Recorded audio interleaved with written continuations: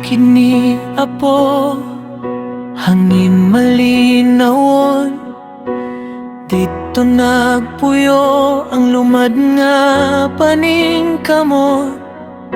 Pagubot tagabawa, ligon ang kasing-kasing, sayutang gigikanan, di gyud mapasing.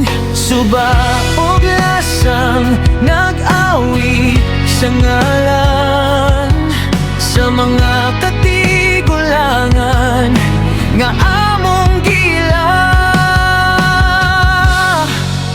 Kami ang katawan sa nga bukid, nagbarog nagpadayon, bisan unsay sakit, sa tunog sa agong, sa sayaw sa kalibutan, ginabati na mo ang kalag sa kinaiyan. Bagobo tagapawa, dili gyud mawala among kultura, among gipanindigan.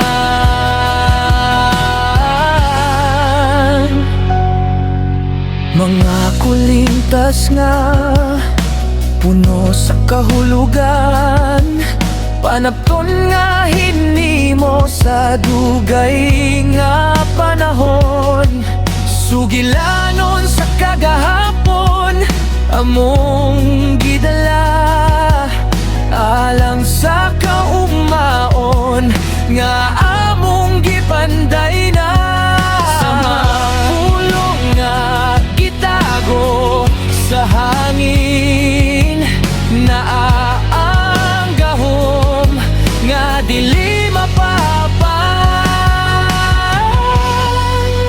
Kami ang katawan sa nga bukid, nagbarog nagbadayon, bisan unsay sakit, sa tunog sa agong, sa sayaw sa kalibutan, ginabati na mo ang kalag sa kinaiyan.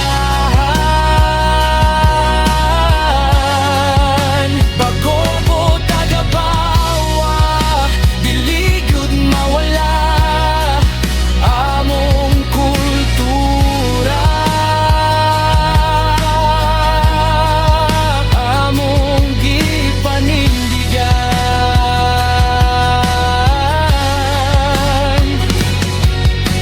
Padayon, padayon sa dalan na husto, bisan pa sa unos, magtinabangay ta. Ang among kalibutan, among panalipdan, hangtod sa kahangturan, dili pasagdan. Kami ang katahan sa nga bukid, nagbarug uban sa kusog ug paglaom, sa kalayo sa dughan, sa gugma sa yuta, magpabiling kami, usa ug buhing nga tribo. Sa hangin sa apo, among tingog madungog, bagobo tagabawa, hangtod sa sunod